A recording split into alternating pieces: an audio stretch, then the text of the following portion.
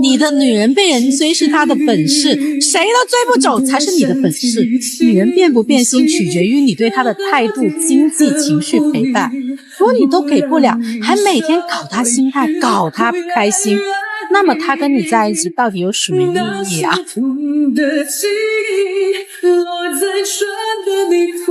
网上有这么一句话，不知道大家听过了没有？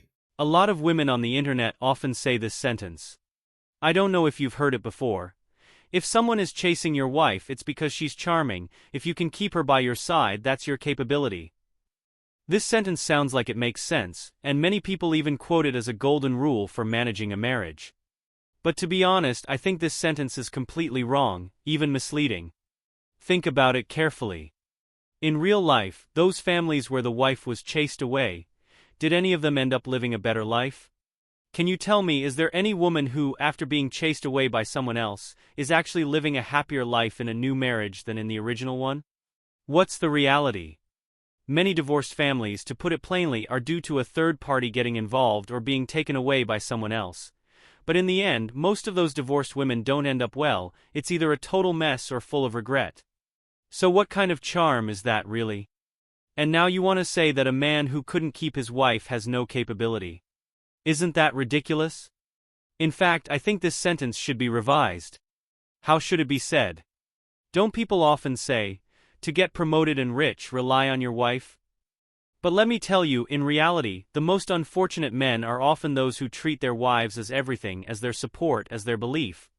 They try to please her desperately, tolerate everything, and in the end, life doesn't get better and they lose their dignity too. So I say, a man who truly has capability is not the one who can keep his wife by his side, but the one who can be alone, can stand on his own, and can live his life freely. He is not someone else's provider, but the master of his own destiny. Do you understand this point now? Marriage doesn't equal happiness.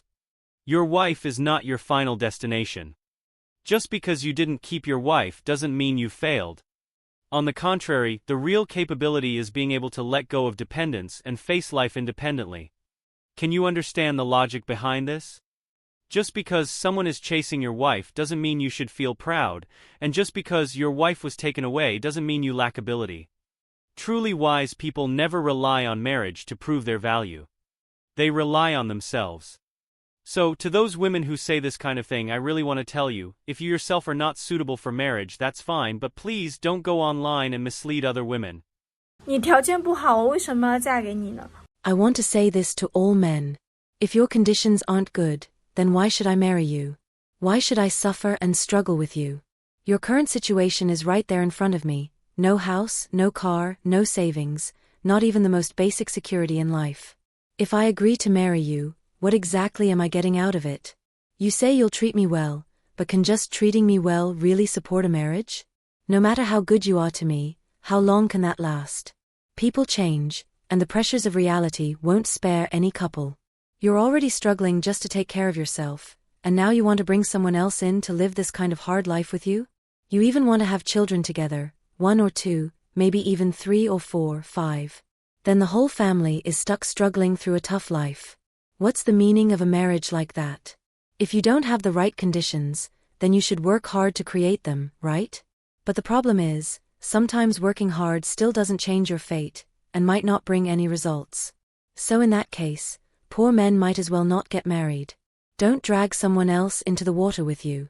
Just live your life well on your own, work hard to support yourself, that's good enough. Don't go and ruin someone else's life, and don't use love as an excuse to hijack a woman's future. As for the current hot topic, bride price, some men hear that a woman wants a bride price and immediately jump up saying, "No way," and things like, "What, are we selling daughters now?" Then let me ask you one question. Does a woman absolutely have to be given to you for free when she marries you? Is the country handing out free wives to you or something? What's the point of marrying a wife? Is it so she can suffer and struggle with you? Please stop treating marriage like a poverty alleviation project. Women aren't here to save you. Everyone should wake up a little. 你们有没有发现，现在很多女人都嫁不出去了？ Have you noticed that more and more women nowadays are actually finding it hard to get married? Many claim they are enjoying the freedom of being single, but what's the truth? It's because their standards for choosing a partner have become way too high, and they're being overly realistic. They're unwilling to settle, unwilling to endure hardship, and unwilling to stand by an ordinary man to build a future together. So they simply choose to live alone. They would rather grow old in solitude than lower their standards. But here's the problem. How many men can truly meet these high standards? With skyrocketing housing prices and rising living costs, even an average man who gives his all might not be able to afford a car, a house, and savings, and still be expected to treat you well, understand you, pamper you, and satisfy you? Then tell me, how many women in reality are truly worthy of all the conditions they themselves put forward? So I say this, brothers, fellow men, we must toughen up too. It can't always be women setting the standards while men desperately try to meet them. Why can't we have our own standards when looking for a wife? Why can't we also demand that the woman have a car, a house, and a stable income? If a woman doesn't meet these conditions, then we don't want her either. But then again, maybe we don't even care that much about these material things. Since you're willing to stay single, we're not in a rush either. Let's see who can hold out longer, who's the real winner in the end. People always think it's embarrassing for a man to not have a wife, but the ones who should really feel ashamed are not us. It's those so-called goddesses who once thought too highly of themselves, were too picky, and ended up with no one asking for them. Think about it. A woman who used to look down on everyone when she was young ends up being looked down on by everyone, with no one wanting to marry her. That's the real awkwardness and failure. So I offer this advice to those women who haven't divorced yet: don't take divorce lightly. Because once you do, and you're left without any property and have lost your youth, your chances of finding a suitable man again are basically gone.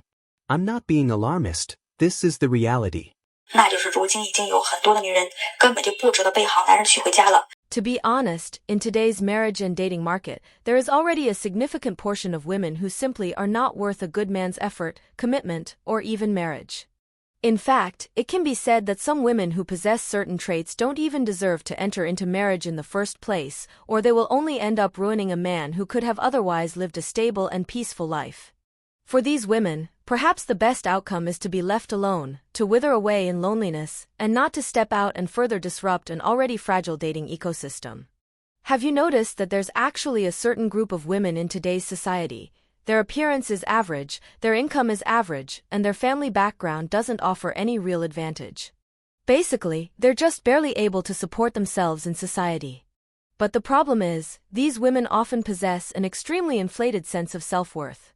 After being brainwashed by all kinds of content, they develop an overblown self-image. They not only look down on honest and dependable men, but even go as far as to selectively hunt such men, treating them as emotional ATMs and long-term meal tickets. For example, she may choose to marry an honest man who likes her and is willing to sacrifice for her, but she herself has never truly liked this man.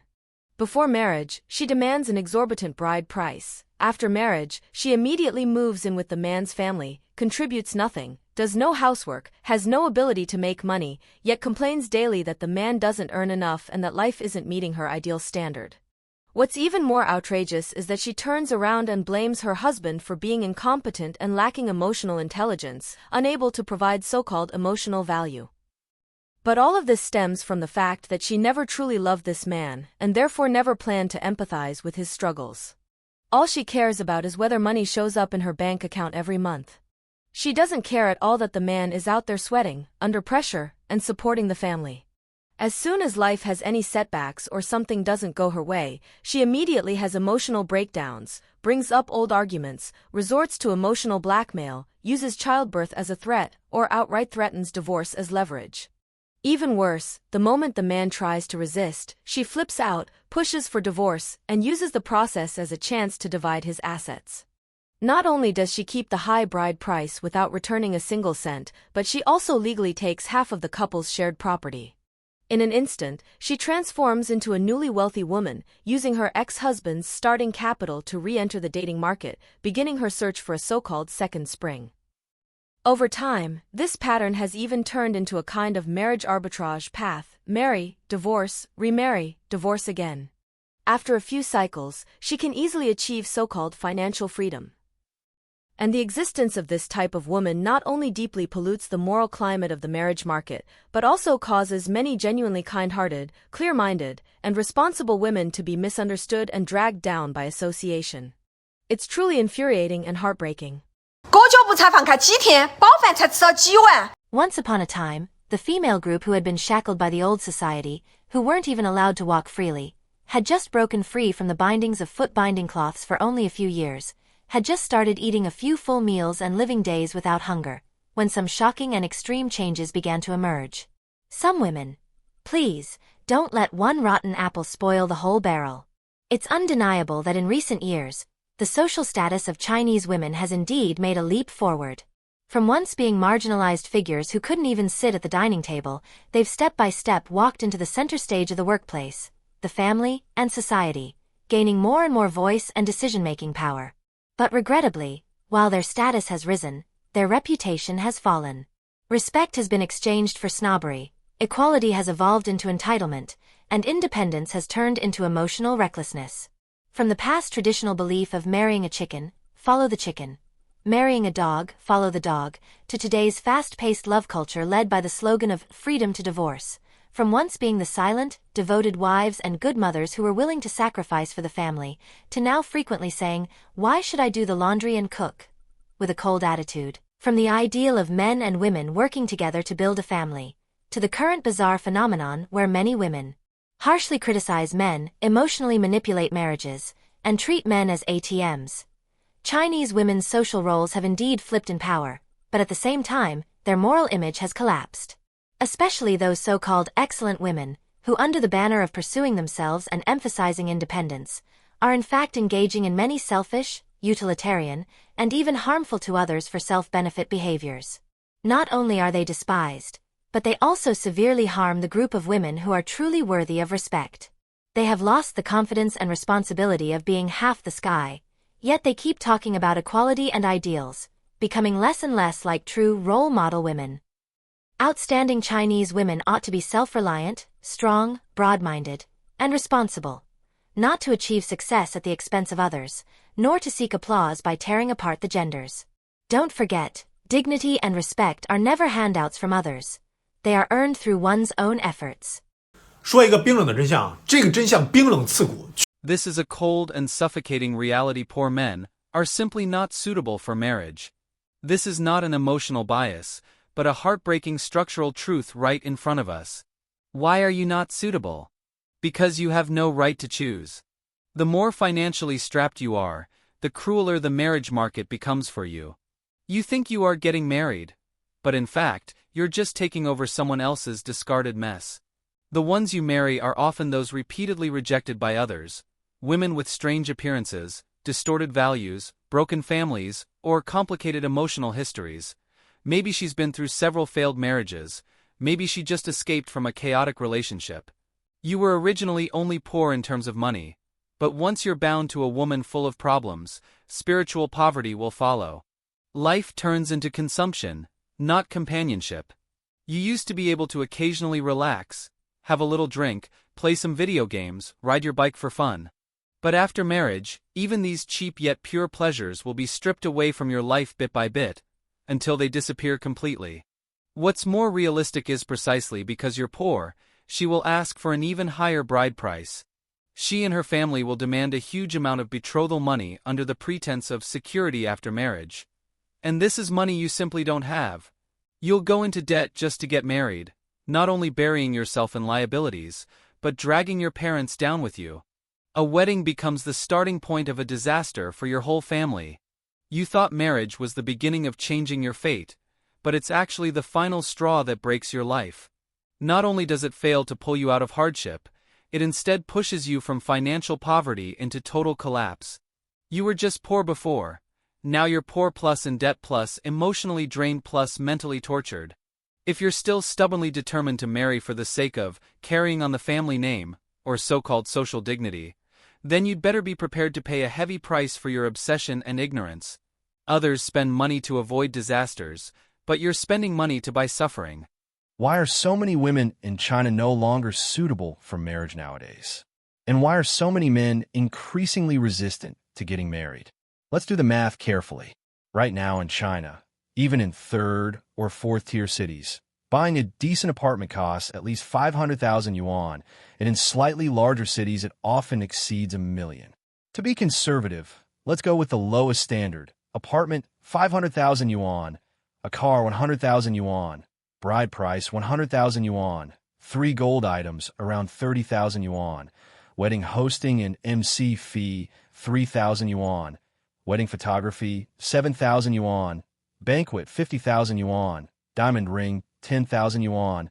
Home renovation, about 100,000 yuan. Red envelope from the parents to the bride on the wedding day, another 10,000 yuan. Altogether, that's a total of 910,000 yuan. So everyone can see, for many ordinary families, marriage is practically a disaster. Especially for those who are not well off to begin with. These heavy expenses feel like a massive weight pressing down on them, suffocating them. What's worse is, if you happen to marry someone who sees herself as a so-called little fairy in the mortal world, not only does she have a bad temper and strong control issues, but she's also extremely self-centered and always wants to dominate. She can't tolerate even the slightest disadvantage or a word that doesn't please her. She lacks the ability to take on family responsibilities, yet insists on interfering in everything. She pretends to know it all, speaks with sarcasm, constantly nitpicks, criticizes, and creates endless internal friction. She might not only be domineering at home, but also tries to control everything outside. She clings to every little detail and brings up old issues again and again. When emotions get intense, the way she carries herself with overwhelming arrogance is truly suffocating. She's used to magnifying a man's flaws with a microscope, then unleashes her emotions in a barrage, belittling him until he's worthless and stripped of all dignity. To be honest, this kind of marriage doesn't just drain a man's wallet, it also crushes his mental world. He thought that marrying a wife meant starting a family and building a career, but it ended up costing him everything, financially exhausted, emotionally shattered, and he still has to serve the other person like some kind of ancestor. When you think about it like this, it's really not that today's men are lazy or avoiding responsibilities. It's that they've seen through reality and simply refuse to bet their entire life on a future with no hope in sight. What do you think about the phenomenon of modern Chinese women being increasingly unsuitable for marriage? Feel free to leave a comment. I'd really love to hear your thoughts. If you enjoyed this video, please like and subscribe to our channel for more content like this. See you in the next video.